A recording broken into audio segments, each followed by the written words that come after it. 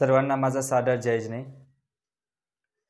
आपण या आधीच्या व्हिडिओमध्ये जैन धर्म परिच्छेद 1 यामध्ये आपण जैन धर्माची उत्पत्ती कशी झाली, जैन धर्माचे प्रसारक कोण, जैन धर्म हा कशामुळे उदयास आला, ह्या सगळ्या गोष्टी आपण बघितलेल्या आहे। या आधीचा आपण एक व्हिडिओ तयार केलेला आहे, त्यामध्ये सर्व आपण माहिती दिलेली आहे, त्याचे प्रसारक वगैरे।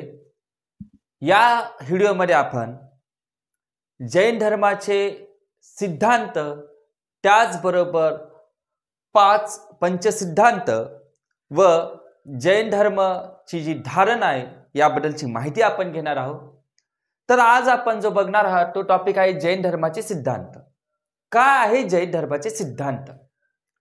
पहिला, सम्यक दर्शन म्हणजे योग्य दृष्टिकोन। आता हा योग्य दृष्टिकोन म्हणजे काय? तुमच्यामध्ये असलेला विश्वास। कोणतेही कार्य करताना ते कार्य करण्याच्या आधी आपल्यामध्ये पाहिजे विश्वास, आणि हा विश्वास जसे की सम्यक दर्शन, जसे की आपल्यामध्ये जैन धर्मामध्ये जिनेंद्र भगवंतांनी जे काही उपदेश सांगितलेले आहे त्यांच्यावर पहिले तर विश्वास असणं गरजेचं आहे। कारण की एखाद्या गोष्टीला जोपर्यंत विश्वास होत नाही तोपर्यंत त्या व्यक्तीला कितीही सांगितलं किंवा कितीही एक्सप्लेन करून त्याला जर सांगण्याचा प्रयत्न केला तर त्याच्या डोक्यात जाणार नाही, कारण की त्याच्या आधी त्याचा पाहिजे त्या गोष्टीबद्दलचा विश्वास। जर त्याला कितीही सांगितलं की आत्मा आहे, शरीर वेगळे आहे, आत्मा आणि शरीर हे भिन्न आहे, पण त्याचा याच्यावर विश्वास असला पाहिजे की आत्मा आणि शरीर हे भिन्न आहे। तो केव्हा येईल? जेव्हा त्याला त्याची अनुभूती होईल, तर असतो विश्वास। आणि सम्यक दर्शन हा विश्वास सांगतो, योग्य दृष्टिकोन असला पाहिजे। सम्यक ज्ञान, योग्य ज्ञान, कसं ज्ञान? केवल ज्ञान। आपण बघितले की जे शुद्ध ज्ञान असते, केवल ज्ञान असते, हे सम्यक ज्ञान असते, केवल ज्ञान, ज्याच्यामध्ये कोणतीही आशा, अपेक्षा किंवा आकांक्षा असे जी मिलावट किंवा अर्ध ज्ञान नसते, पुरेपूर शुद्ध ज्ञान असते, ज्याच्यामध्ये फक्त प्राणी मात्र जे आहे, हे जे जीव आहे त्यांचं कल्याण मात्राचं ज्ञान त्याच्यामध्ये असते, फक्त कल्याण। कोणताही त्याच्यामध्ये द्वेष, राग या गोष्टीचा त्याच्यामध्ये कोणताही छलकपटचा त्याच्यामधले ज्ञान नसते। तर असं ज्ञान जे की वितरागी भगवंतांनी दिलेले असं ज्ञान, असं सम्यक ज्ञान। त्यानंतर जेव्हा ज्ञान होते तेव्हा ते सम्यक चरित्र, जेव्हा आपल्यामध्ये सम्यक दर्शन, सम्यक ज्ञान, त्यासोबत सम्यक चरित्रही महत्वाचे आहे की चरित्र कसं असलं पाहिजे। आणि चरित्र कसं येते?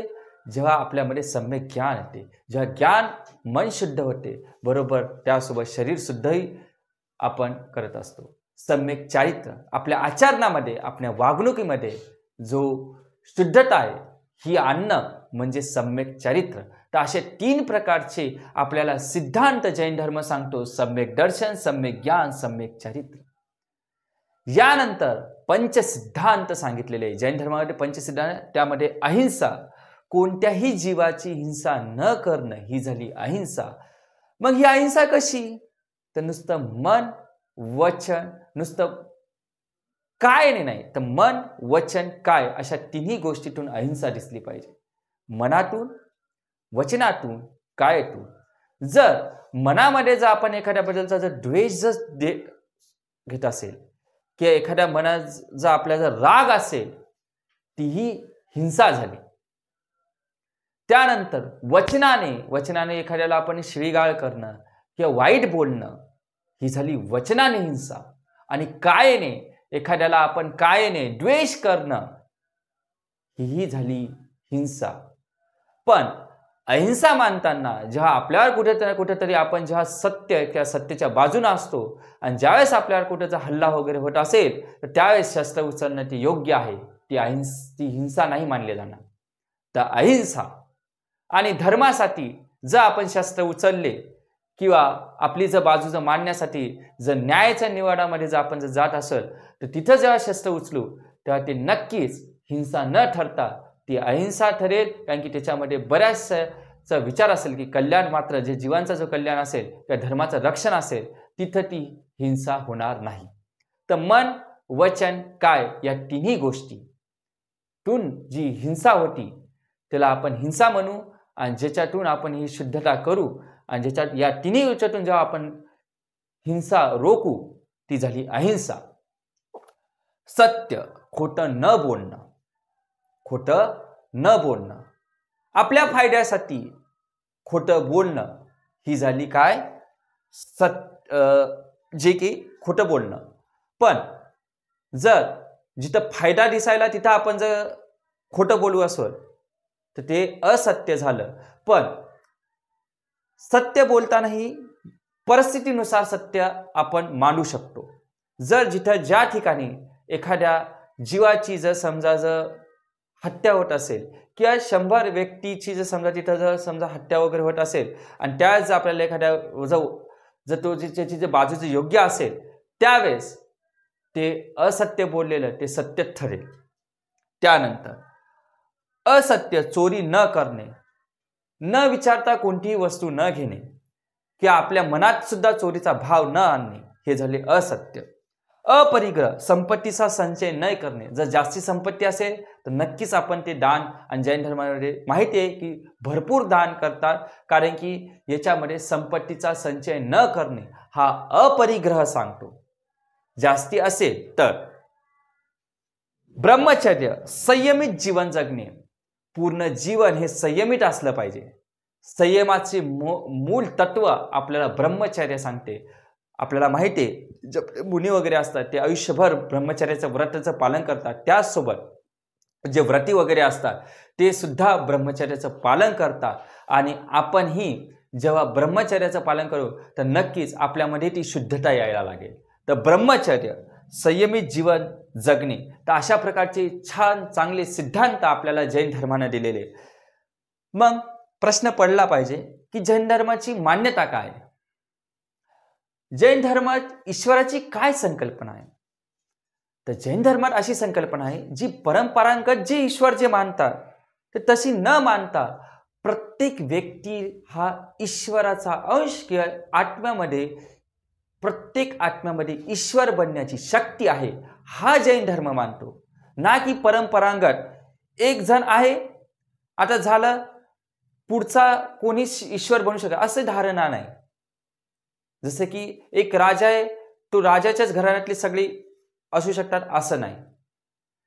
तर इथलचा प्रत्येक जीव जर आत्म्यातले जे आपण जे 8 कर्म असतात, ज्ञानावरण, दर्शन, मोहनीय, आयु, नाम, गोत्र, या प्रकारच्या कर्माची जेव्हा आपण निर्जरा करतो, आपल्याला ज्ञान, दर्शन, आयु, मोह हा सगळा सोडतो, क्रोध, मान, माया, लोभ हे जे आत्म्याला लागलेले हे जे गुण जे आपण हे जे सोडतो, त्यानंतर घाटिया अघाटिया कर्माचा जेव्हा नाश करतो तर त्याही आत्म्यात शुद्धता भाव येते आणि हे शुद्ध गुण आपल्या आत्म्याला ईश्वर प्राप्ती किंवा ईश्वर किंवा भगवान बनण्यास आपल्याला काय करतात, प्रवृत्त करतात.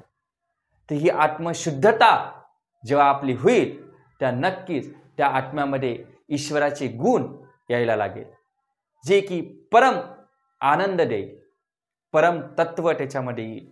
तर अशा प्रकारची ईश्वराची आपण ईश्वर प्रत्येक आत्म्यामध्ये ईश्वर बनण्याची ती शक्ती आहे. फक्त त्याला ओळखता आलं पाहिजे. त्याच्यासाठी तप, त्याग ह्या गोष्टी लागतात. तर जैन धर्म काय सांगतो, तर जैन धर्म हे प्रत्येक आत्मा हे ईश्वर बनू शकतो, फक्त त्याच्यातले कर्माची निर्जरा आपल्याला करावं लागते हे जैन धर्म सांगतो, ना की परंपरागत आहे. त्यानंतर महत्वाचा एक सिद्धांत दिलेला आहे जैन धर्माने या जगाला, अनेकांतवाद. काय सांगतो अनेकांतवाद? अनेकांतवाद सांगतो की जर आपण सत्याला अलग अलग पैलूमध्ये बघू शकतो, सत्य एकच नसते, सत्य हे परिस्थितीनुसार बदलत असते. कशा प्रकारे? ते एक छानसं एक उदाहरण दिलेले हत्तीचं. हत्ती आणि जे आंधळा व्यक्ती आहे त्याच्यातलं एक उदाहरण दिलेले.